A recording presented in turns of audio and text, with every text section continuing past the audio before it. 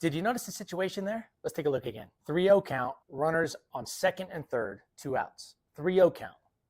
Now, this video isn't about whether we should swing 3-0. I know coaches have different philosophies on this. The wide variety of situations will change how much it makes sense or not. I totally get coaches that say, hey, we're not swinging 3-0. And I get coaches that say, hey, 3-0, we're going to go for it. But that's a little more surface. I want to get a little more granular here. There's 2 outs. That would move the decision or the better decision toward letting them swing. Runners on second and third. This would increase the likelihood that I would want my hitter to swing 3-0. Again, I'm not saying you should have swung 3-0, but I'm not sure it should be a hard and fast rule, especially in those situations where it makes a lot of sense and you have a hitter at the plate that has the right 3-0 approach. As you saw here, this is not a good 3-0 approach. And I'll tell you why in a second. One downside to swinging here is this is a lefty-lefty matchup. So it's not a favorable matchup. Not a bad pitcher here. Weathers is a pretty good pitcher. I don't know this hitter splits versus lefties, but typically lefties tougher matchup. Early in the game, some coaches might think early in the game, go for it. Late in the game, go for it. Does that change our decision here? Early in the game, late in the game. Again, there's a lot to factor in here. One other thing to factor in, if he takes this pitch, and this pitch is in the strike zone right here, if he takes that,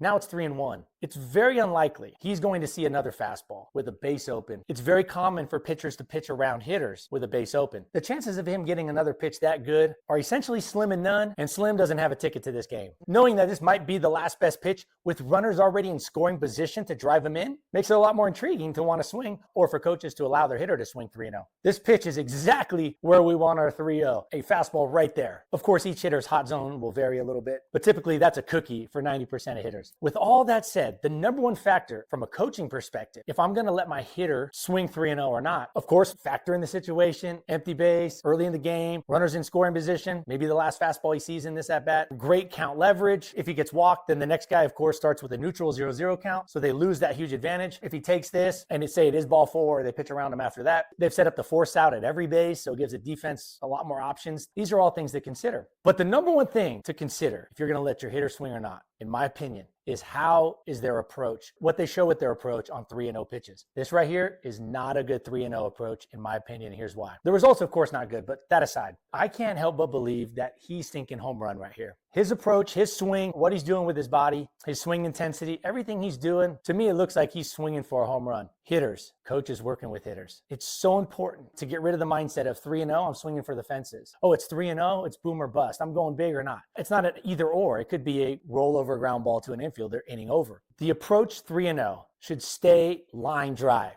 This is the biggest takeaway here. After everything we've talked about, the biggest takeaway is hitters 3-0. If you do get the green light, do not think home run. Don't think, oh, I'm getting a fastball belt high. First off, there's a lot of 3-0 pitches that don't end up right there. Think line drive. 3-0 should just be the same approach. It shouldn't be a more aggressive. It should not be a greedier approach. That's my main message here. From my experience, hitters will show that they get more greedy when the count's 3-0. Don't get greedier. Stay with that hard line drive power stroke. Coaches, if you have a hitter that shows to get greedy, who's just swinging out of his shoes, maybe over swinging or really trying to tilt and trying to hit a home run, if you see a greedy hitter 3-0, to me, that's an automatic take. Because they've shown that they can't handle this. They get greedy, and they're not happy with a line drive. They're not content hitting a line drive. A base hit here scores 2 runs. A home run only scores 1 run more. That's not a big uptick. So hitters, hitting coaches, let's coach out the greediness in those 3-0 counts if we are going to let our hitter swing. Or hitters, if you are going to swing, leave the greediness in the dugout.